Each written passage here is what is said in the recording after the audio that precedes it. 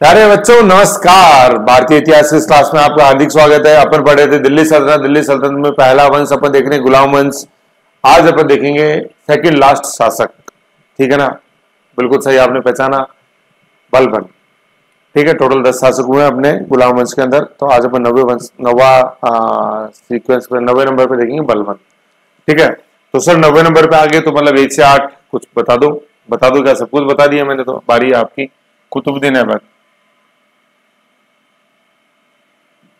सबसे पहले 1 नंबर पे देखा अपने कुतुबुद्दीन ऐबक 1206 से 1200, बार बार लिखूं आराम से, 1210। आराम शाह के बाद इल्तुतमिश। ठीक है, 1210 से लेकर 1236। रुकनुद्दीन 1236। रजिया 1236 से 40, ओनली 4 साल। 5 नंबर। 6 नंबर बैराम शाह 1240 से 42, केवल 2 साल। मसूद शाह 1242 से 46, केवल 4 साल। नासरुद्दीन महमूद शाह नासरुद्दीन महमूद 1246 से 65। ठीक है, अब आगे 90 नंबर पर अपन बलबन 1265, 1265 से 1287। ठीक है ना, फिर 10वां नंबर और देखेंगे अपन, ये लास्ट खत्म हो जाएंगे अपने 1200 नंबर। तो कहने का मतलब ये जो अपन गुलाम वंश देख रहे हैं ये 1206 से शुरू हुआ, ठीक है, से लेकर 1290 के अंदर ये खत्म हो जाएगा गुलाम वंश, स्लेव डायनेस्टी। ये टोटल 10 रूलर अपन ने देखेंगे, ऐसे है। तो आज अपन देखेंगे बलबन। ओके, ये चीज समझ में आ गई। ऐसे आप भी बना के रखो और बार बार इसका रिवीजन करो। स्टूडेंट बोलते सर याद नहीं होता। अरे टाइम ही नहीं दिया ना, याद कहां से होंगे? टाइम देके तो देख, 3 बार रिवीजन करके तो देख, फिर बताना याद नहीं हुआ। भैया टाइम देना पड़ता है, हर चीज की कीमत है। इसकी कीमत है टाइम, कम से कम 2 घंटा। 2 घंटा 3 बार दे दो, फिर नहीं हो तो मुझे बताना, मैं भी यही हूँ। मैंने कोई वीजा थोड़ी बना रखा है कि इस वीडियो के बाद मैं जा रहा हूँ सऊदी अरब। यही हूँ, सऊदी अरब चला गया तो व्हाट्सएप तो है ही, फोन तो है ही, मैसेज तो कर ही सकते हो ना। तो चलो आ जाओ। तो अब हम देखेंगे बलबन।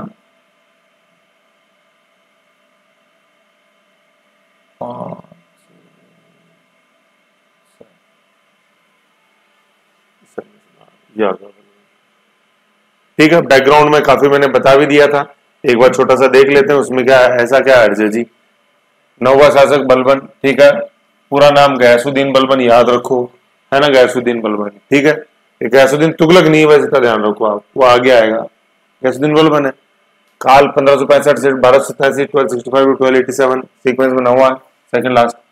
बलबन दिल्ली सल्तनत का एक ऐसा व्यक्ति था जो सुल्तान न होते हुए भी सुल्तान के छत्र का उपयोग करता रहा। पिछले वीडियो में पता नहीं कम से कम 10-15 मिनट तक इसी को समझाया है।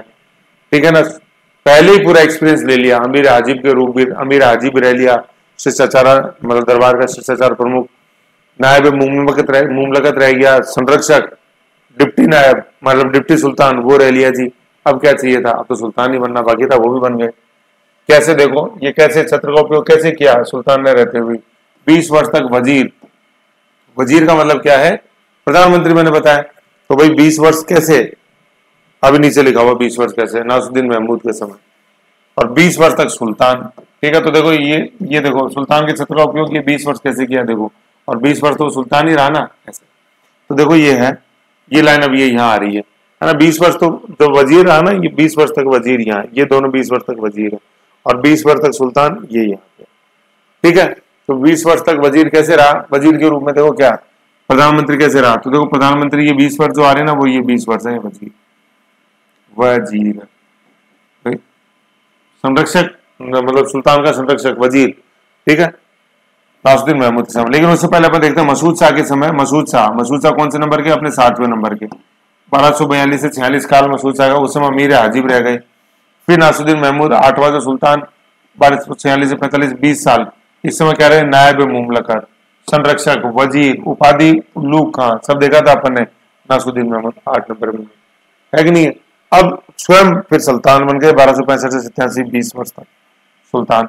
ये तो ये लिखा हुआ 20 वर्ष तक वजीर की हैसियत से, ये रे साहब 20 वर्ष, ये रे साहब 20 वर्ष वजीर की हैसियत से, ये 2 नंबर वाला।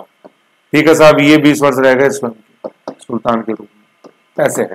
तो ये जो टेबल बना रखी ये उसी का ही है। तो सुल्तान न होते हुए छत्र का जो उपयोग किया था इसने 2 रूपों में किया था। एक तो अमीर हाजिब के रूप में मसूद शाह के समय 1240 से 42 काल है अपने, 1242 से 46 मसूद शाह। 7वें नंबर के। और दूसरे ये नायब मुमलकत, नायब ए मुमलकत रहे किसके समय? अपने नासरुद्दीन महमूद शाह के समय। नासरुद्दीन महमूद शाह का काल है 1246 से 1200।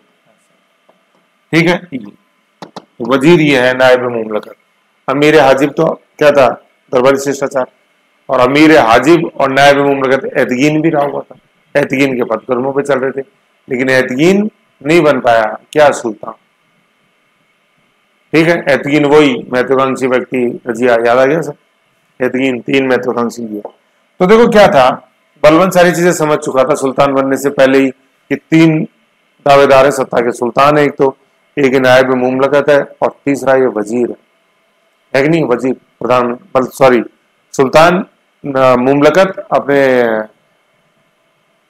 वजीर जो है नायब मुमलकत है, और तीसरा अपने भाई नायब मुमलकत तो क्या है? नायब मुमलकत तो अपने संरक्षक है सुल्तान का, और तीसरा है वजीर, मतलब तुर्कान चहलगानी में जो सबसे प्रमुख है वो। ठीक है ना? ऐसे ही 3 चीजें। तो 3 दावेदार हो गए। खुद भी रह चुका था इन पोस्टों पे, है कि नहीं? 8वें नंबर वाले के समय ये बलबन देख चुका है कि यार नायब मुमलकत कैसे अंगुलियों में नचाता है सुल्तान को। तो इसने सारी ये कमियां देख ली थी, कैसे तुर्कान चहलगानी गंद मचा रखी है रजिया के बाद से, और इल्तुतमिश के बाद से। इल्तुतमिश में लाइन पड़ी थी ना, अगले 30 वर्षों तक, अगले 30 वर्ष वही है। तो इल्तुतमिश की मृत्यु हुई थी 1236 में, अगले 30 वर्ष, 36 में 30 जोड़े तो 66, करीबन 65 में आ गया ये बलबन। तो था ना वो इल्तुतमिश की मृत्यु से लेकर अगले 30 सालों तक तुर्क अमीरों ने मचाई बिल्कुल दमा चौकड़ी, है कि नहीं? तुर्क अमीर मतलब तुर्कान चहलगानी, उस तुर्कान चहलगानी को खत्म करेगा बलबन। ऐसे खूब हो गया बैराम शाह, बहरे बने रहो, मसूद शाह, नासरुद्दीन महमूद, खूब तुर्की अमीरों ने मनमानी कर ली, खूब तुर्की अधिकारियों ने नायब मुमलकत के रूप में मनमानी कर ली। अब बारी साइड में होगी, हट जाओ तुम। खूब उलेमाओं ने मनमानी कर ली थी खासतौर नासरुद्दीन महमूद के समय। अब बारी किसकी? सुल्तान, बलबन। ताकत थी बंदे में, अगला ऐसे बंदे में था दम, बंदे मातरम, ऐसे।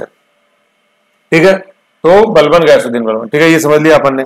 तो अब उसने देख लिया था कि सुल्तान को अगर मजबूत बनना है ना, मजबूत बनाना है, तो कुछ हार्ड डिसीजन लेने पड़ेंगे, बहुत ही हार्ड डिसीजन, है ना? जैसे इंदिरा गांधी की तरह बोल्ड डिसीजन। इंदिरा गांधी तो खैर बाद में आई है, लेकिन बोल्ड डिसीजन लेने पड़ेंगे। जैसे अपन अभी नरेंद्र मोदी, बिल्कुल बोल्ड डिसीजन लेने अपने को। ठीक है, नहीं तो कठपुतली बने रहोगे। और क्या, बलबन ने भी वो बोल्ड डिसीजन लेने की कोशिश करी, लिए भी, कोशिश क्या करी, लिए।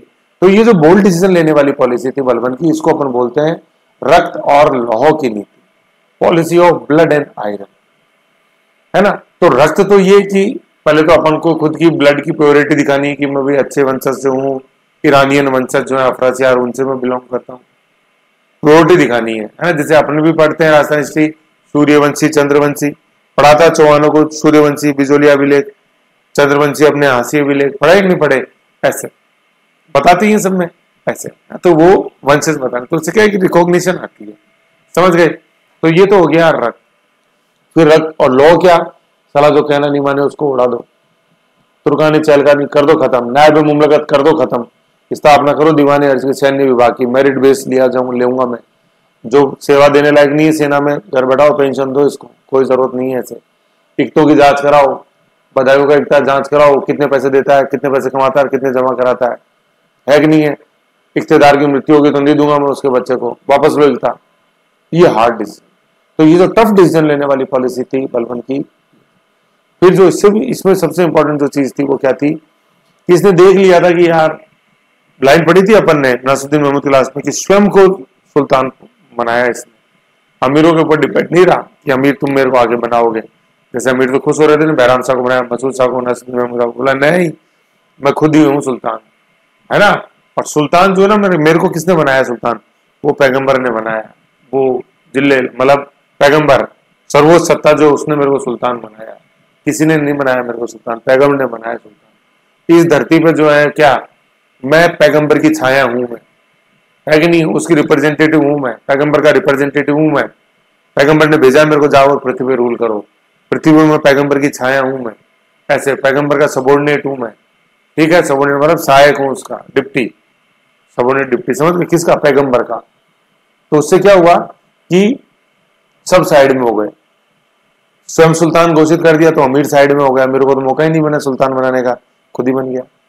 पैगंबर का प्रतिनिधि बोल दिया, रिप्रेजेंटेटिव बोल दिया पैगंबर का खुद को, पैगंबर की छाया बोल दी खुद को, तो अब उलेमा और खलीफा का होगा तो कोई काम ही नहीं है कि नहीं है। नो डाउट खलीफा का सहायक पुकारा, लेकिन सबोर्डिनेट नहीं बनाया, अपने आप को सबोर्डिनेट बनाया। उलेमा से जरूरत ही लेने की जरूरत नहीं है, मेरे को सब पता है कुरान हदीस में क्या लिखा हुआ है, मैं खुद अपने आप डिसीजन ले लूंगा। ये था बलबन। तो ये जो टफ डिसीजन लेने की नीति थी एक बलबन की, जो कि जरूरी थी सुल्तान को अगर मजबूत बनाना है, सल्तनत को अगर ठोस बनाना आपको, क्योंकि वो देख चुका था बैराम शाह के समय है, फिर खुद अमीर हाजी भी रह चुका था मसूद शाह के समय, खुद नायब मुमलका रह चुका था नासिरुद्दीन महमूद के समय, तो जानता था कि ये तुर्क अमीर कैसे नचा रहे हैं, तुर्क अधिकारी कैसे नचा रहे हैं सुल्तान को। तो अगर सुल्तनत मजबूत करनी है नींव और जो कुतुबुद्दीन ऐबक इल्तुतमिश ने डाली थी उसको और डालनी है, मजबूत करना है, तो टफ डिसीजन लेना जरूरी है।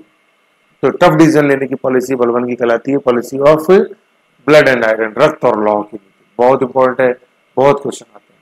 ये सबसे पहला शासक था दिल्ली सल्तनत का जिसने एक विस्तृत रणनीति बनाई है ऐसे कि कैसे सुल्तान मजबूत बनेगा।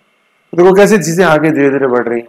कुतुबुद्दीन ऐबक लाहौर, लाजबक्स, इल्तुतमिश दिल्ली, है कि नहीं है, दिल्ली राजधानी लाया, खुद को सुल्तान पुकारा, है कि नहीं है। ऐसे कुतुबुद्दीन ऐबक केवल एक मंजिल बनाई, मतलब ग्राउंड फ्लोर बनाया कुतुब मीनार का, कुतुबुद्दीन ऐबक ने एक बनाया, इल्तुतमिश ने उस के समय टोटल 4 मंजिल बना दी ऐसे। तो कुतुब मीनार में है ही 5 मंजिल, उसमें 4 तक तो इल्तुतमिश ने बना दी थी। अब उसको बारी थी और मजबूती प्रदान करने की दिल्ली सल्तनत को। हालांकि बलबन का कोई रोल नहीं कुतुब मीनार के अंदर, लेकिन दिल्ली सल्तनत में तो बहुत बहुत रोल है। पहला शासक था जिसने रक्त एंड लॉ की नीति अपनाई, जिसने बिल्कुल एक क्लियर कट डेफिनेशन दी सुल्तान की। बिल्कुल सुल्तान भैया अमीरों के अंदर ऐड नहीं है, सुल्तान सुल्तान तो पैगंबर का प्रतिनिधि है। सुल्तान मेरे को अमीरों ने नहीं बनाया, पैगंबर ने बनाया। पैगंबर का प्रतिनिधि हूं मैं धरती पे, पैगंबर की छाया हूं मैं धरती पे, ठीक है। और खलीफा चूंकि इस्लामिक जगह सर्वोच्च सत्ता था तो उसको नकारा नहीं, अपने आप को सहायक पुकारा खलीफा का, ठीक है ना। प्रतिनिधि नहीं है, प्रतिनिधि तो पैगंबर का है। खलीफा की तो सीट थी, खलीफा तो धर्मगुरु है जो बगदाद तुर्की में रहते थे, तो उनका तो सहायक पुकारा, लेकिन पैगंबर का प्रतिनिधि ईश्वर, भाई पैगंबर तो आकाश में रहते हैं ऐसे जन्नत में,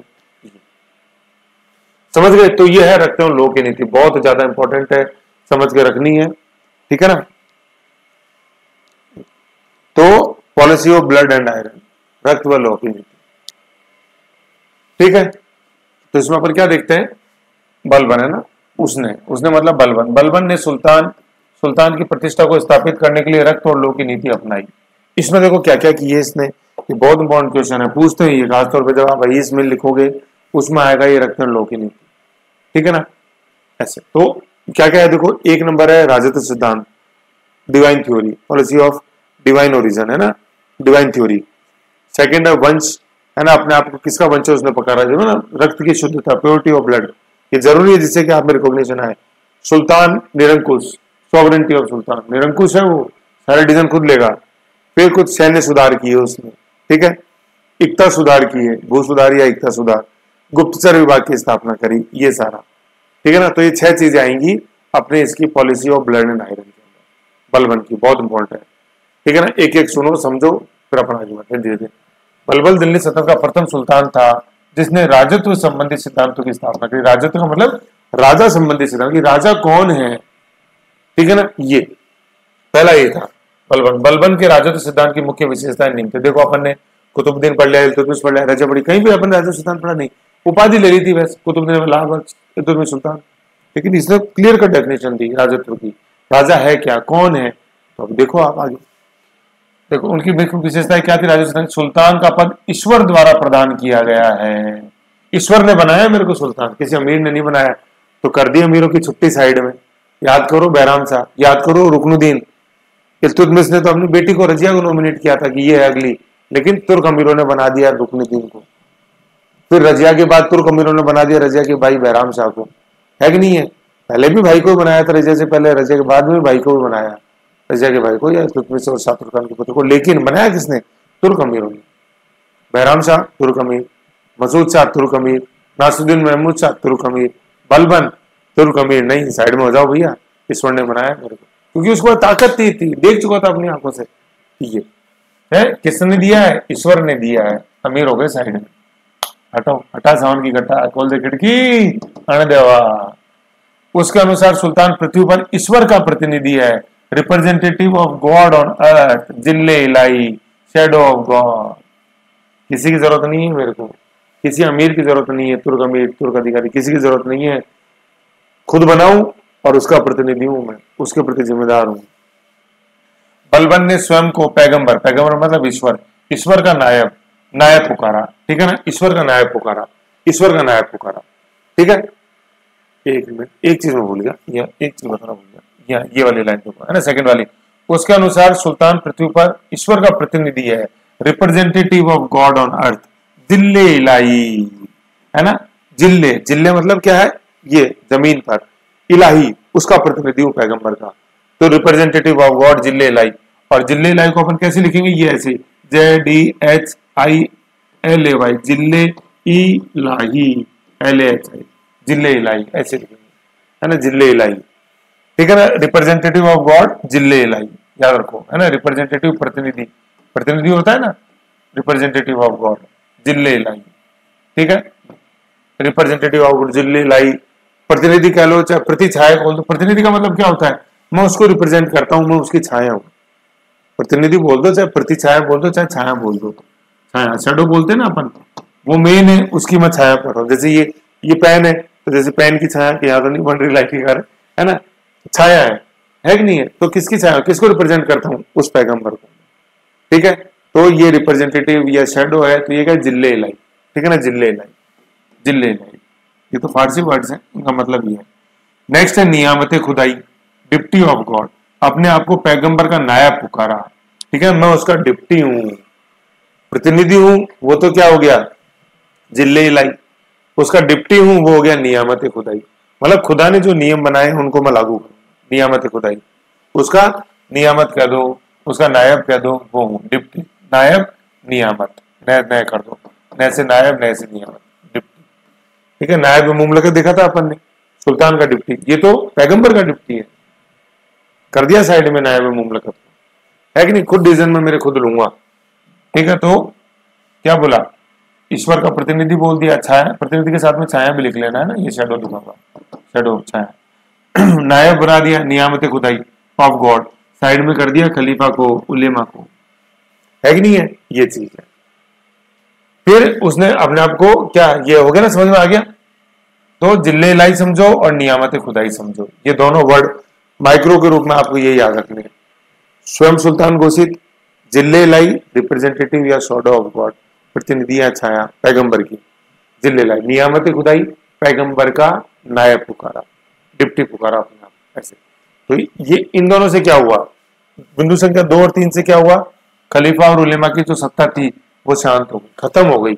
पैगंबर, पैगंबर तो जन्नत में है कि नहीं है, तो खलीफा तो और उलेमा तो धरती पे दिखाई देते हैं इंसान के रूप में, तो उनकी चलती थी प्रशासन में, उसको खत्म करने के लिए बोला, वो जो जन्नत में बैठा है ना ऊपर आकाश में, उसकी छाया हूं मैं, उसका नायब, उसका आदेश मानूंगा, ऐसा, ठीक है। तो साहब उसके आदेश मेरे को सुनाई देते हैं, मैं जो बोल रहा हूँ वो उसी का आदेश है। ये था बलबन रक्त और लोक नीति, ठीक है। तो राजत्व सिद्धांत में क्या ध्यान रखा है, सुल्तान का पद स्वयं को ईश्वर ने प्रदान किया, पैगंबर ने, और जिल्ले इलाही और नियामत खुदाई, ये दो वर्ड याद रखो, जिल्ले इलाही रिप्रेजेंटेटिव, नियामत खुदाई, नियामत का मतलब नायब, डिप्टी ऑफ गॉड, तो स्वयं का प्रदान किया तो अमीर साइड में हो गए, और जिल्ले इलाही और नियामत खुदाई से खलीफा और उलेमा साइड में हो गए साइड में, खत्म, ठीक है।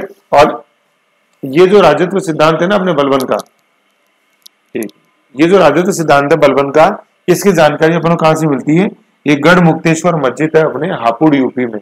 हापुड़ आप लोकेशन देखो एटलस में, गंगा यमुना के दोआब में स्थित है, बिल्कुल हापुड़, दिल्ली से थोड़ा सा पूरब में, है ना, मेरठ से थोड़ा सा ऊपर है हापुड़, देखो बहुत इंपॉर्टेंट है हापुड़, हापुस आम या हापुड़ वही है ना, दोआब यूपी में स्थित है ना। ये सब लोकेशन देखो, हापुड़, बदायूं, बरेली, मेरठ, सब लोकेशन देखते हुए चलो, ठीक है। और बाकी मैंने सार्थक अपनी एटलस दी हुई है, तो उसके अंदर सारी चीजें हैं, इंडिया के अपन ने एक एक राज्य देखे हुए हैं, उसमें सारी चीजें, उसका और देखो यूपी राज्य वाला देखो, काफी अच्छा है वो, ठीक है ना, ऐसे। फिर स्रोत बलबन, जैसे नंदिनी ने क्वेश्चन पूछा था वो विंध्याचल पर्वतमाला, तो वीडियो में जैसे मैंने बताया था साराटेक से, तो वो जो मैप उसके अंदर है बैकग्राउंड में, वो सार्थक एटलस ही है अपने इंडिया वाली। तो उसके सारे वीडियो बने हुए हैं एक एक राज्य के, तो आप देख सकते हो उनको आराम से, वो डिटेल में। तो उसमें यूपी भी देखो सारी चीजें, ठीक है। तो ये स्रोत क्या है, बलबन द्वारा गढ़ मुक्तेश्वर की मस्जिद, ये हापुड़ दोआब यूपी की दीवारों पर उत्कीर्ण शिलालेख। वहां से अपन को बलबन के जो राजद्वैत सिद्धांत है उसकी जानकारी मिलती है। तो राजद्वैत सिद्धांत में नटशेल में क्या, सुल्तान में खुद बनाऊं, पहली चीज, अमीर हो गए साइड में। दूसरा, जिल्ले इलाही, ईश्वर के प्रतिनिधि, ईश्वर की छाया, representative of God, representative shadow of God on earth. नियामत खुदाई, पैगंबर का मैं डिप्टी हूं।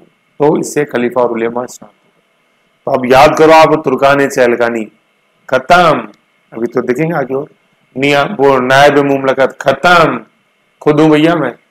इसलिए ये पहला व्यक्ति था जिसने सुल्तान की राजस्व संबंधी सिद्धांतों की स्थापना करी, ये चीज। तो आ गया राजस्व सिद्धांत। दूसरा, वंशज, जैसे अपन सूर्यवंशी चंद्रवंशी देखते हैं हिंदू मैथोलॉजी में, वैसे ही है। देखो, सूर्यवंशी मतलब राम के वंशज है ना, और चंद्रवंशी मतलब कृष्ण के वंशज, ऐसे। तो यहाँ पे क्या है, बलबन ने अपने आप को फिरदौसी के शाहनामा, मतलब क्या है, फिरदौसी तो एक ऑथर है, उसने किताब लिखी है शाहनामा में वर्णित अफरासियाब वंशज तथा शासन को ईरानी आदर्श के रूप में सुव्यवस्थित किया, ठीक है ना, ईरानी आदर्श। तो इसने देखो क्या, फिरदौसी के शाहनामा, फिरदौसी तो ऑथर है, उसने किताब लिखी है शाहनामा, उसमें वो वर्णन करता है ईरान के एक भव्य राजवंश का। वो राजवंश कौन था, अपने अफरासियाब वंशज, अफरासियाब, ठीक है ना। ईरान वही जिसको अपन फारस बोलते हैं, इराक के बगल में ईरान है ना, ईरान, पर्शिया। तो पर्शिया क्या है, मुस्लिम जगत के अंदर बहुत ही एक भव्यशाली इतिहास रखता है अपने आप के अंदर, फारसी है ना। ये जैसे अपन मुस्लिम जगत में देखते हैं तो दो मिलते हैं, शिया एंड सुन्नी, ठीक है, शिया एंड सुन्नी। तो शिया जो वर्ल्ड है ये ईरान से निकली हुई है, बाकी सभी सुन्नी वर्ल्ड, इस्लामिक वर्ल्ड बाकी सारा सुन्नी है, जैसे तुर्किश हुए, मुगल्स हुए, वो सब सुन्नी थे। शिया वर्ल्ड जो है ये ईरान से, ठीक है, फारसी जो बोलते हैं, फारस, ठीक है। तो वहां का एक बहुत ही भव्य वंश रहा हुआ, जिसका नाम है अफरासिया वंशज, जिसका इतिहास लिखा है कौन से ग्रंथ में, शाहनामा में, जो किसने लिखा है, फिरदौसी। तो कई बार ये पूछते हैं कि शाहनामा ग्रंथ किसने लिखा है, फिरदौसी। फिरदौसी ने जो किताब लिखी वो क्या है, शाहनामा। उसमें कौन सा वंशज है, अफरासियाब। ये कहाँ पे रूल करता था, ईरान पे, फारस, पर्सिया, फारसी वहां की भाषा थी, ठीक है ना। तो उनका वंशज बताया था ईरानी आदर्श है ना, ईरान के अंदर जो अच्छी अच्छी चीजें थी उनको उसने खुद अपनाया, ठीक है। ईरानियन कोर्ट में जो अच्छी चीजें थी वो उसने खुद अपनाई। तो ईरानियन कोर्ट में क्या अच्छी चीजें थी, जैसे मैं आपको बताऊं कि वहां पे त्योहार था, फारसी त्योहार नौरोज, उसको उसने अपनाया। फिर दूसरा, ईरानी परंपराएं थी, सिजदा व पैबोज। सिजदा का मतलब सुल्तान के सामने दंडवत प्रणाम करना है, जैसे मंदिर में जाते बिल्कुल लेट के प्रणाम करते हैं ना, तो वो दंडवत प्रणाम, ऐसे नहीं दूर से हाय कर दिया। अमीर आजिब, आपको ध्यान है, तो अमीर आजिब के रूप में ये सब चीजें सीखी थी भाई। 7वें नंबर का जो सुल्तान थे कौन, मसूद शाह, उसके समय अमीर आजिब रहे हुए बलबन। तो उसको पता था कि जब तक दरबार के अंदर डिसिप्लिन नहीं होगा, ये नहीं हर कोई हंस रहा है, कोई सो रहा है, कोई सिगरेट पी रहा है, कोई, समझ गए हो क्या, वो कोई वही क्या बोलते हैं वो, आरटीएम, आरटी रजनीगंधा तुलसी लगा रहा है और भाई पास करना, कोई पोलो मिंट विद द होल, कोई सेंटर फ्रेश ना, कोई वो बनारसी पान ना, भूल जाओ भैया दरबारी शिष्टाचार, ऐसे। तो सिजदा और पैबोस बिल्कुल झुक के प्रणाम करना है ना, सिजदा और पैबोस जाना है ना तो सुल्तान के पांव चूमने, ऐसे। ऐसा नहीं कि सुल्तान के गाल पे किस कर रहे हो, नहीं, सुल्तान के पांव चूमने आपको, तो जिससे सुल्तान की एक सॉवरेंटी बने, एक सुल्तान की छवि बने लोगों में, डर पैदा हो। तो फारसी परंपराएं, ठीक है। तो वंशज और फारसी परंपराएं है ना, मैंने निरंकुश में लिखी हुई है यहाँ पे, ये सिजदा व पैबोस, बलबन ने फारसी त्योहार नौरोज, ठीक है ना। तो ये ईरानी आदर्श प्रस्तुत किए हैं उसने, ठीक है। तो ये यहाँ पे चीजें निरंकुश के अंदर ये ज्यादा काम करती हैं। सीधा भाई निरंकुशता को तो दिखा रही है, लेकिन ये ईरानी परंपराएं थी, ठीक है ना। तो ऐसे फिर सुल्तान निरंकुश मतलब सुल्तान सर्वोच्च सत्ता है। तो देखो कैसे सुल्तान का निरंकुश होना आवश्यक है। बलबन ने अपने पुत्र बुगरा खां को बोला था, अपन देखेंगे अभी पुत्र आएंगे, अभी बलबन ही चल रहे हैं, देखेंगे उसके बाद मोहम्मद खां, बुगरा खां सब देखेंगे, के बाद की उमर सब आएगा, है ना। बलबन ने पुत्र बुगरा खां से कहा था कि सुल्तान का पद निरंकुशता का सजीव प्रतीक है। निरंकुश सर्वोच्च सत्ता अपने हाथ में होनी चाहिए, है कि नहीं है ये। क्योंकि अपन ने देखा था कि भाई इमादुद्दीन रेहान ने विद्रोह किया था अपने नासिरुद्दीन महमूद के समय, देखा था ये भारतीय मुस्लिम इमादुद्दीन रेहान, तो इन सबको कुचलना था, तो निरंकुश बनना जरूरी है। ठीक है ना। तो निरंकुश बनने के लिए फिर उसने देखो क्या क्या किया। उसके समय में वजीर के पद का महत्व घट गया। वजीर कौन? वो प्रधानमंत्री। तुर्कानी चैलगानी का जो प्रमुख हुआ उसका मत घट गया। नायब के पद को खत्म कर दिया। नायब कौन? वही नायब मुमलकत है ना। नायब मुमलकत पढ़ा था अपन ने, नायब मुमलकत, नायब एनी सॉरी नायब ए मुमलकत। तो अपन ने पढ़ा था 3 चीजें इसके बारे में कि सृजन किसके समय हुआ। पहले तो सृजन किया किसने? तुर्क अधिकारियों ने किया। किसके समय? बैराम शाह के समय। छठा सुल्तान जो था। पहले सबसे पहले कौन बैठा इस पे? एतगीन बैठा। सर्वाधिक दुरुपयोग बलबन ने किया था, नासुद्दीन महमूद के समय। इसका काल था क्या? 1246 से लेके 65। ठीक है ना। ऐसे अब इसको खत्म करना जरूरी था, नायब मुमलकत को, तो खत्म कर दिया उन्होंने। ऐसे खुद सुल्तान बन गए ना आप। तो निरंकुश था। देखो ये मेरे अलावा कोई नहीं है, सुल्तान के अलावा कोई नहीं, कोई वजीर नहीं, कोई नायब नहीं, सबको मिटा दिया, क्योंकि ये देख चुका था कैसे दुरुपयोग करते हैं। बलबन ने 40 दल का दमन कर दिया। टेंटेड है तुर्काने चैलगानी का अट्टा। फिर ये तो हो गए। फिर खौफ बने सुल्तान का। सिजदा, दंडवत प्रणाम, पैबोज, सम्राट के पैरों को चूमना की ईरानी प्रथा लिख दो ना, ये प्रथा के लिखो ईरानी प्रथा को शुरुआत करी, को दरबार में फिर से शुरू करवाया, जो मूलतः ईरानी परंपरा थी। दरबार में ये देख चुका था, अमीर आजिब रह चुका था, 7वां नंबर सुल्तान था मसूद शाह के समय।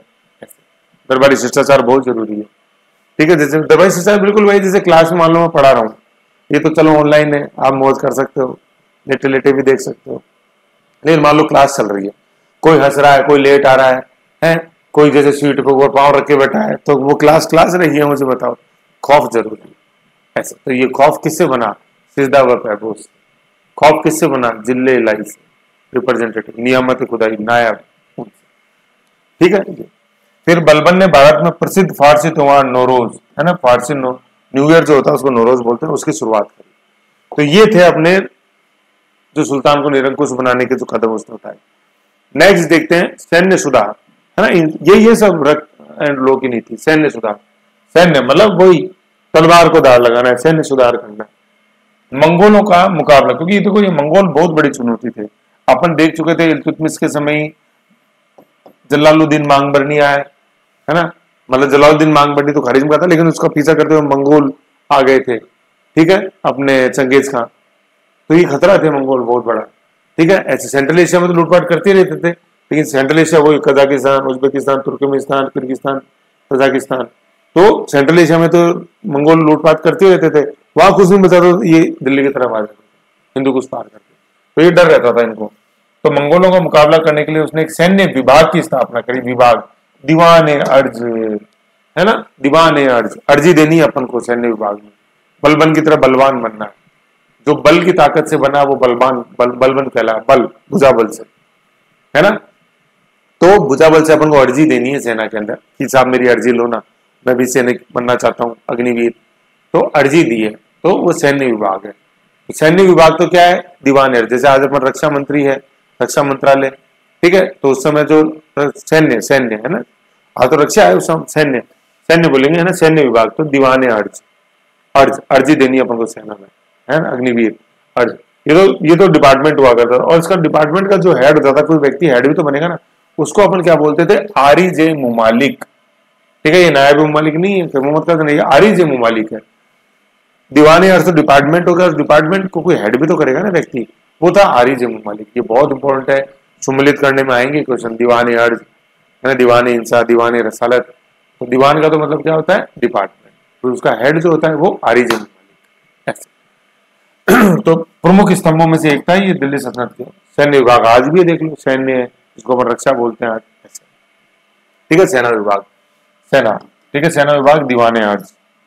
बहुत आता है क्वेश्चन, बहुत ही ज्यादा इंपॉर्टेंट। दीवाने अर्ज की स्थापना किसने करी? बलबन ने। ठीक है, इसका हेड कौन? आरी जे मुमालिक। भाई सुल्तान तो सबका हेड है ना, सेना का भी है, राजस्व का भी है, धार्मिक में भी है। ठीक है, लेकिन किस सिर्फ सेना का हेड जो वो कौन है? आरी जे मुमालिक। अर्जी देनी है सेना में बल से। ठीक है, तुर्कानी चैलगानी को आप खत्म कर रहे हो, वजीर को खत्म कर रहे हो, नायब मुमलकत को खत्म कर रहे हो, तो कुछ बनाओगे भी तो सही ना, फिर चलेगा किस पे? प्रशासन किस पे टिकेगा? साम्राज्य किस पे टिकेगा? आपकी सल्तनत किस पे टिकेगी? हटा दो, माना जिनमें गलतियां थी हटा दो, लेकिन कुछ क्रिएटिव भी तो बनाओ। क्रिएटिव भी समझ रहे हो ना आप, रिप्लेस करना जरूरी है। ठीक है, ये रिप्लेस का मतलब है एक ही जगह बी आ गया, तो ये आ गया दीवाने अर्ज। उसने ऐसे सैनिकों को जो सेवा के योग्य नहीं रह गए थे पेंशन देके सेवा मुक्त कर दिया, है ना। पता चला कि एक पाँव में, पहले जलालुद्दीन मांगबरनी का पीछा करते उस समय एक पाँव सैनिक के एक पाँव में भाला लग गया था, अब वो सैनिक लंगड़ा के चलता था। पता चला कि वो भी सेना में, अरे वो क्या लड़ लेगा, सैनिक को तो भैया मजबूत होना तभी तो लड़ेगा वो, है कि नहीं है। कुछ सैनिकों के थकान हो गई थी, वो आराम से बैठे, तो भैया तुम घर बैठो, पेंशन दे दी, है कि नहीं, सम्मान से घर बैठो, सह सम्मान। ठीक है, तो ये है कि किसने सैनिकों को पेंशन देके घर बैठा दिया, अयोग्य सैनिकों को, अयोग्य सैनिकों को पेंशन देके सह सम्मान घर बैठा है। पेंशन शब्द जहां जाए तो वो कौन है, बलबन। मैं बार बार कह रहा हूं पेंशन, नगद वेतन नहीं है, ये नगद वेतन देने वाला नहीं था। सैनिकों को अभी पहले की तरह भूमि मिलती थी, नगद वेतन देगा अलाउद्दीन खिलजी, दाग बेचारा अलाउद्दीन खिलजी। इसलिए याद रखो, बार बार कह रहा हूं, जहीं पे पेंशन आ जाए वो क्या है, बलबन। पहले अर्जी दे दी, अर्जी देती पेंशन टिका दिया आपको, ऐसे अर्जी दीवाने अर्ज बलबन। पेंशन अयोग्य सैनिकों को कौन, बलबन। नकद वेतन नहीं दिया है बलबन ने, नगद वेतन दाग और चेहरा घोड़ों की वो सब भूलिया, दाग और चेहरा वो सब अलाउद्दीन खिलजी आएगा। तो यही तो कंफ्यूजन होता है। एग्जाम में पूछता है पेंशन किसने दी सैनिकों को, स्टूडेंट टिका देता अलाउद्दीन खिलजी, हो गई गड़बड़। अभी तो कह रहा हूं पेंशन बलबन, ठीक है ना। और सैनिकों को वेतन के स्थान पर पहले की बात ही भूमि प्राप्त होती रहती थी, नगद वेतन दाग व चेहरा ये अलाउद्दीन खिलजी है, लिख रखा है मैंने, मुझे पता है भटकोगे है, फिर मेरा भी दिमाग खराब करोगे। खराब तो क्या करोगे, टाइम तो वेस्ट कर ही दोगे। लेकिन ऐसा तो आपने तो बोला था नकद वेतन अलाउद्दीन खिलजी, अरे मैं तो वापस बोल रहा हूँ, हमेशा बोलूंगा नकद वेतन अलाउद्दीन खिलजी। मैं तो बोल रहा हूँ पेंशन, नकद पेंशन, वेतन नहीं, पेंशन तो भाई नकद ही मिलेगी, तो क्यों किसको, सैनिकों को, अयोग्य सैनिकों। और नकद वेतन दाग व चेहरा हुलिया, आइडेंटिटी कार्ड हुलिया, वो अलाउद्दीन खिलजी। देख लो ना अच्छे से क्या लिखा हुआ है, मेरी तरफ क्या देखो, बोर्ड पे देखो पेंशन नकद पेंशन है ना, ये नकद पेंशन बलबन, नकद वेतन दाग व हुलिया, हुलिया वो आइडेंटिटी कार्ड, आज भी अपन देखते हैं ना आईडी कार्ड, ये अलाउद्दीन खिलजी, ऐसे, ठीक है ठीक है। तो सैन्य सुधार हो गया, मतलब सर हंस क्यों रहो यार, हंस भी नहीं सकता हो गया तो उसमें क्या होगा, हंस भी नहीं सकता मतलब मैं मतलब आपकी परमिशन चाहिए मेरे को हंसने की, हंस गया तो मैं तो इसलिए हंस रहा हूँ कि जैसे आप भी हंस जाओ, बोर हो जाते हो ना। तो सर जो अकेले में हंसते हो तो पागल होते, पागल समझ लो यार, किसी को किसी चीज का जुनून होता तो पागल ही होता है। आ जाओ, अब नेक्स्ट अपन देखते हैं इक्ता सुधार, इसको अपन भू सुधार भी बोलते हैं, भू सुधार। इक्ताओं में देखो क्या था, बस तो इक्ता व्यवस्था में बार बार बता चुका हूं क्या है कि प्रांत के जो इंपॉर्टेंट एरियाज थे, ठीक है ना, प्रांत को मतलब विभाग, सॉरी जो सल्तनत थी उसके जो इंपॉर्टेंट एरियाज थे उन पे बेहतर प्रशासन के लिए सल्तनत को छोटे छोटे टुकड़ों में तोड़ा। जैसे आज अपने 28 राज्य हैं, तो उस समय सल्तनत के जो प्रमुख प्रमुख राज्य थे, प्रांत थे, उनको इक्ता बोलते थे। जैसे बदायूं का इक्तेदार कौन रहा, इल्तुतमिश रहा है, एहतगीन रहा है, ठीक है ना। ये तो इक्ता भूमि का टुकड़ा होता था, इसका जो हेड होता था उसके इक्तेदार बोलते थे, ठीक है। तो बलबन ने उन सभी इक्ताओं की जांच करवाई जो विभिन्न व्यक्तियों को सैनिक सेवा के बदले दिए गए थे। सैनिकों को मैं बता रहा हूँ, पहले की तरह बलबन ने भी सैनिकों को वेतन की जगह भूमि दी है, पेंशन दी थी बस नकद, है ना। तो सैनिकों को भूमि के टुकड़े दे देते थे, तो वो फिर चले जाते, उनको वारिसों को मिलते जाते थे। पता चला वहां करप्शन हो गया, रेवेन्यू नहीं जमा करा रहे, इक्ताओं से रेवेन्यू मिलता था, खर्चा काट के सरकार सल्तनत में जमा कराना होता था। पता चला 10 रुपए में खर्चा दिखाते थे 9 रुपए, 1 रुपए जमा करा, पता चला कि खर्चा होते थे 2 रुपए, 8 रुपए जमा कराने रेवेन्यू में सुल्तान को नहीं देते थे, तो उसकी जांच करवाई, जांच को द्वारा की जाए, इक्ताओं द्वारा की जांच करवाई, ठीक है ना।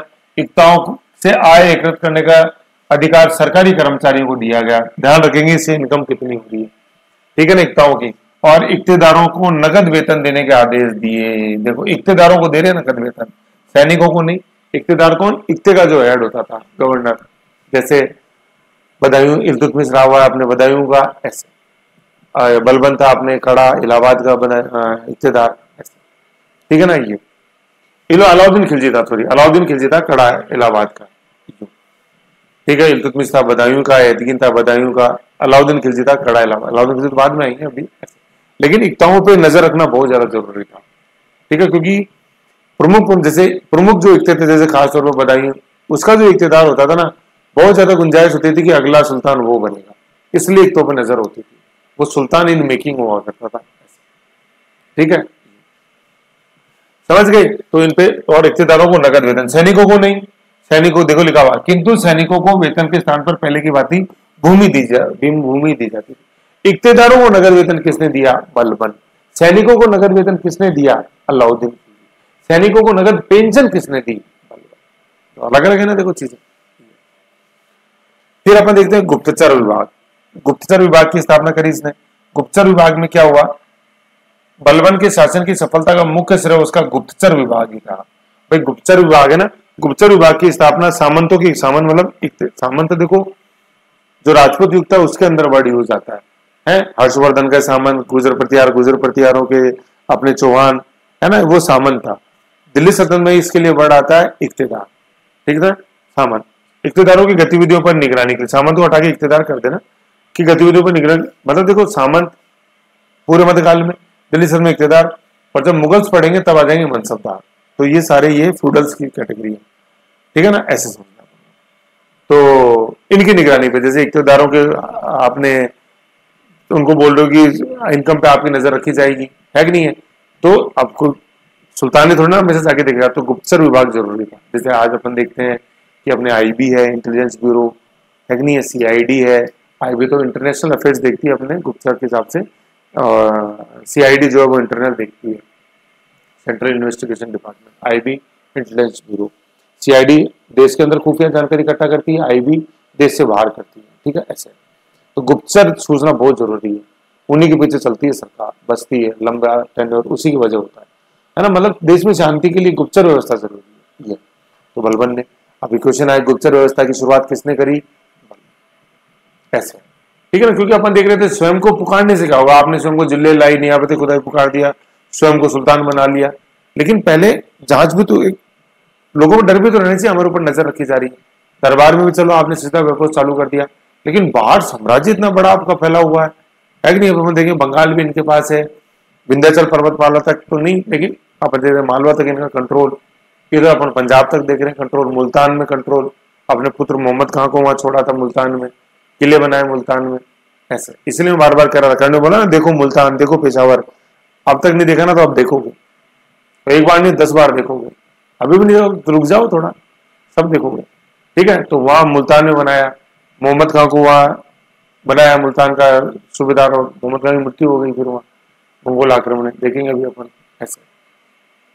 ठीक है ना, तो इन पे अच्छा कंट्रोल रखने के लिए गुप्तचर व्यवस्था बहुत जरूरी है। तो ये गुप्तचर, ठीक है, ये चीज है। तो फिर अपन देखते हैं पुत्र मोहम्मद खां, अभी जो बता रहा था, उत्तर पश्चिमी सीमांत मुल्तान पर मंगलों के आक्रमण से बचने के लिए एक दुर्ग श्रृंखला का निर्माण किया, है ना। ये दुर्ग श्रृंखला का निर्माण करवाया तथा उसने ज्येष्ठ पुत्र शहजादा मोहम्मद खां को वहां का शासन सौंपा।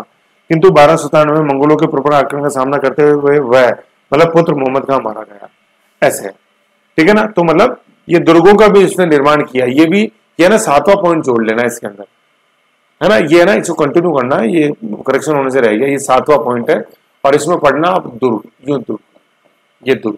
तो मंगोल बहुत बड़ी चुनौती थे अपने, किसके लिए? बलबन के लिए। तो रक्त और लोह की नीति इसलिए अपनाई गई कि जितने भी मतलब क्वेश्चन, जितनी भी शक्तियां क्वेश्चन मार्क लगा सकती थी ना बलबन पे, उन सबको चेक करना जरूरी था, चाहे वो अमीर हो, चाहे वो अपने खलीफा हो, चाहे उलेमा हो, चाहे मंगोल हो। तो मंगोलों को भाई आपने देखा, वजीरों को शांत कर दिया, अमीरों को शांत कर दिया, स्वयं सुल्तान बन गया। खलीफा उलेमा को शांत कर दिया, जिले लाई नियाबत खुदाई। दरबारों के अंदर डिसिप्लिन लिया है अपन सीधा पैबोज से, इख्ते पे नजर रख ली, गुप्तचर विभाग लिया है ना। अब मंगोलों को चेक करने के लिए क्या किया? दीवान अर्ज की स्थापना करी, दुर्गों का निर्माण किया, ऐसे। तो सैन्य सुधार में भी अपन जोड़ सकते हैं, दुर्ग में भी अलग से जोड़ सकते हैं, कोई दिक्कत नहीं है। ठीक है, तो उत्तर पश्चिमी सीमांत है ना, नॉर्थ वेस्टर्न फ्रंटियर प्रोविंस, ऐसे। ठीक है, तो मुल्तान, हालांकि वो तो थोड़ा ऊपर है, लेकिन कोई बात नहीं, मुल्तान उस समय था। और वहां पे देखो अपने पुत्र को सबसे इंपॉर्टेंट जगह वहां छोड़ा, तो सबसे इंपॉर्टेंट था, सबसे विश्वसनीय पुत्र मोहम्मद खां, है ना, ज्येष्ठ पुत्र है मोहम्मद खां। और मोहम्मद खां की वहां मृत्यु हो गई जब 1297 में मंगोल आक्रमण हुआ, प्रबल आक्रमण हुआ। ठीक है, वहां पुत्र मोहम्मद खां मारा गया। अमीर खुसरो ने अपना करियर इस मोहम्मद खां के पास से शुरू किया था, तो पढ़ेंगे अपन आगे ऊपर। ठीक है, तो ऐसे देखो ये दुर्ग निर्माण बहुत इंपॉर्टेंट था। तो इनको आप एक साथ करो, जैसे कैसे? सैन्य, अपने गुप्तचर और दुर्ग निर्माण, ठीक है, तो सेना के बाद चाहे आप दुर्ग लिख दो, सेना के बाद दुर्ग निर्माण और उसके बाद गुप्तचर विभाग। ऐसे तो पॉइंट्स थोड़े ऊपर नीचे हो जाएंगे, क्योंकि जैसे ये मैं भी डिजाइन करता रहता हूँ, सोचता रहता हूँ और कैसे अच्छे बने और कैसे अच्छे बने ऐसे। फिर इसके बाद तो ये विद्रोह आ जाएंगे। विद्रोह जैसे अपन देखते हैं, विद्रोह देख लो, चलो इसमें विद्रोह कैसे 1269 है ना, 1269 97 देखो मंगोल आक्रमण हो गया, सुल्तान धीरे धीरे हिलने लग गए, ठीक है ना। 79 में बंगाल के सूबेदार तुगरेल खान ने विद्रोह कर दिया था, है ना। ये प्रथम गुलाम सरदार का विद्रोह था। गुलाम सरदार का मतलब जो जिसको मतलब बलबन नहीं बनाया था तुगरेल खान ने कि तुम बंगाल के सूबे तो मुगलकालीन शब्द है, लेकिन बंगाल प्रांत के तुम हेड बन जाओ, तो वो था तुगरेल खान। तो पूछते हैं क्वेश्चन, ये आता है कि बंगाल में सबसे पहले विद्रोह किसके समय हुआ, तो बलबन के समय हुआ। किया किसने? तुगरेल खान ने। देखो बंगाल के संदर्भ में आपको एक क्वेश्चन बताता हूँ। बंगाल है ना, बंगाल को सबसे पहले जीता किसने? जीता किसने बंगाल को? जीता है इल्तुतमिश ने। ठीक है, बंगाल में सबसे पहले विद्रोह किसके समय हुआ, है ना। अच्छे बच्चे ये टेबल बनाएंगे, सभी नहीं, अच्छे बच्चे बनाएंगे। बलबन के समय हुआ। किसने किया? तुगरेल खान ने किया। तुगरेल खान के विद्रोह के बाद बंगाल का सूबेदार किसको बनाया बलबन ने? तो अपने बेटे बुगरा खां को बनाया। बैसे बंगाल, बैसे बुगरा खां। एक ये छोटा बेटा था, बड़ा बेटा तो था कौन? मोहम्मद, जो 97 में मारा गया। मोहम्मद को तो भेजा मुल्तान, मैसे मोहम्मद, मैसे मुल्तान, बैसे बुगरा खां, बैसे बंगाल। सीधा सा बात है यार, याद हो गया, खत्म, क्या दिक्कत है? ठीक है, ऐसे। तो तुगरेल खां के बाद तुगरेल खां को रिप्लेस किया बुगरा खां ने। ठीक है, ये है। तो तुगरेल खान देखो जो विद्रोही था, तुगरेल खान ने मुगुसुद्दीन की उपाधि धारण की और अपने नाम के सिक्के चला के खुतबा पढ़ाया। खुतबा वही कि मेरे को परमिशन मिल गई खलीफा से बंगाल का इंडिपेंडेंट सुल्तान में बन जाऊं। बाद में बलबन ने विद्रोह का दबाया और विद्रोह को मृत्यु दंड दिया। ठीक है, वही लो एवं रक्त की नीति, विद्रोहियों का दमन। ये भी वही रखते हो, विद्रोहियों का दमन। जोड़ लो अगला बिंदु, है ना। 7 नंबर अपन ने दुर्ग निर्माण देखा, 8 नंबर में विद्रोहियों का दमन किया, रक्त और लोक नीति। तुगरेल खान ने विद्रोह किया, हटा दिया उसको, और बुगरा खां को नहीं हटा, मृत्यु दंड। अरे 8वां नंबर जोड़ दो, विद्रोहियों का दमन, है ना। ये फिर एक साहित्यकार है, ये तो रक्त और लोक में नहीं है, रक्त और लोक तो यहाँ विद्रोहियों पर खत्म हो जाएगा। विख्यात कवि अमीर खुसरो, जिसका उपनाम तूतीय हिंद था, भारत का तोता, प्रशंसा करता था। और अमीर हसन देहलवी, बहुत बॉन्ड स्कॉलर है दोनों, ने अपना साहित्यिक जीवन शहजादा मोहम्मद के समय ही शुरू किया था। शहजादा मोहम्मद वही अपने क्या बलबन के बेटे जो मुल्तान में मारे गए मंगोल आक्रमण 1297 में। तो अमीर खुसरो और अमीर हसन देव, ये अमीर खुसरो बहुत इंपॉर्टेंट है, ये अपना लिटरेचर वर्क सबसे इंपॉर्टेंट करेंगे अलाउद्दीन खिलजी के समय। जो अपन अलाउद्दीन खिलजी का रणथंभौर आक्रमण 1301, चित्तौड़ 1303, सिवाना 1308, जालोर 1311 पढ़ते हैं, उनकी सबसे सटीक जानकारी देता अमीर खुसरो। देखेंगे अपन आएगा। शुद्रता, डॉक्टर A.V. हबीबुल्ला, है ना, हबीबुल्ला ने बलबन के शासन को शुद्रता का युग कहते हुए कंसोलिडेशन शब्द का प्रयोग किया, क्योंकि उसने बलबन ने कंसोलिडेट किया एम्पायर को। कंसोलिडेट कैसे किया? रक्त एवं लोक की नीति से। ठीक है ना, तो रक्त एवं लोक की नीति बहुत इंपॉर्टेंट है, जिसके अंदर ये टोटल 8 बिंदु है। ठीक है ना, 8 बिंदु आपको ध्यान रखने। पहला बिंदु राजत्व का सिद्धांत, स्वयं को ईश्वर, और दूसरा जिले इलाई नियापति खुदाई, वंश अफराशिया, फिर शाहनामा अफराशिया, सुल्तान निरंकुश, वजीर गया, नायब गया, तुर्कानी चालगानी गया। ठीक है ना, और आए क्या अपने सिजदा में प्रबोस और नौरोज। सैन्य सुधार, सैन्य विभाग की स्थापना करी। ठीक है ना, ऐसे। ठीक है, फिर सैन्य सुधार में क्या, सैनिकों को नकद पेंशन दी, वेतन नहीं, नकद पेंशन दी, है ना, नकद पेंशन कर देना इसको, ऐसे। और दुर्ग निर्माण भी आप अच्छा लिख सकते हो, है ना। सैन्य सुधार में लिख दो कि दुर्ग निर्माण भी इसमें जोड़ सकते हैं, गुप्तचर व्यवस्था भी इसमें जोड़ सकते हैं, कोई दिक्कत नहीं। ठीक है ना, सैन्य सुधार हो गए। फिर एकता सुधार अलग से है, एकताओं की जांच करें, वहां से क्या रेवेन्यू आती है उसकी जांच करें। गुप्तचर विभाग, है ना, गुप्तचर विभाग की स्थापना करी। विद्रोही, ये दुर्ग निर्माण है ना, दुर्ग निर्माण सैन्य सुधार में जोड़ सकते हैं, दुर्ग निर्माण। विद्रोही का दमन अलग से बिंदु है। गुप्त मतलब सैन्य के अंदर आप जोड़ सकते हैं दीवान एयर जोड़ सकते हैं अपन, सेना के अंदर एक दीवान एयर जोड़ सकते हैं, एक दुर्ग देख सकते हैं, एक अपन गुप्तचर व्यवस्था देख सकते हैं, वो सेना का ही भाग है। ठीक है ना, विद्रोही अलग बिंदु बनाना है, ऐसे। ठीक है ना, ऐसे ऐसे इनको देखो, लिखो, जिसे अच्छा समझ में आए। फिर मोहम्मद खां अपन ने देख लिया, दुर्ग निर्माण, ऐसे मंगोलों का आक्रमण, विद्रोही का दमन किया बंगाल में। मतलब पश्चिम की साइड, पाकिस्तान की साइड तो चुनौती थे मंगोल, चंगेज खां, ठीक है ना। मंगोल मतलब चंगेज खान तो अब नहीं था, लेकिन मंगोल थे। मोहम्मद का हमारा ही है, मैं से मुल्तान, मैं से मंगोल, मैं से मोहम्मद का। कितने मैं से आ रहे हैं देखो, मैं से मंगोल, मैं से मुल्तान, मैं से मोहम्मद का। अभी भी याद नहीं करो तो मैं क्या करूं। वैसे बुगरा खां, वैसे बंगाल, क्या याद नहीं होता, याद कोशिश तो करो यार। ठीक है, ऐसे। और शब्द यूज किया कॉन्स्टिट्यूशन इस रक्तोड़ लोक नीति का। साहित्यकार जो जुड़े हुए हैं कौन, बलबन के समय अमीर खुसरो और अमीर हसन देवली, लेकिन इनका टेन्योर है मोहम्मद, शहजादा मोहम्मद।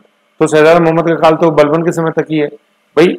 अपन देखते हैं कि बलबन सॉरी आपने मोहम्मद की मृत्यु हुई 1297 में, ऐसे है।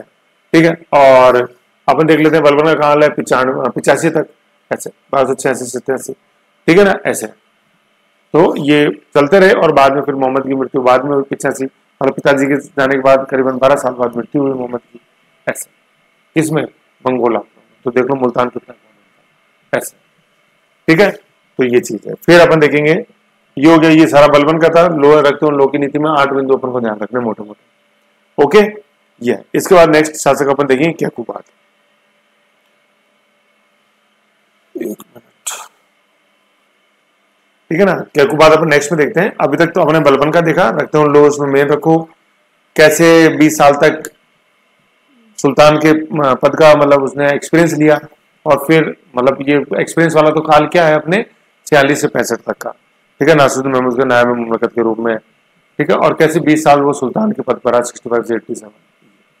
ठीक है, और रक्तौर लोक नीति आराम से देखो, क्वेश्चंस बड़े इंपॉर्टेंट, नियामत खुदाई, जिले लाई, सजदा पे वो ये सब। ठीक है ना, तो ऐसे इसको देखो, फिर सार्थक फैक्ट्स के रूप में अपन और सामने आएंगे।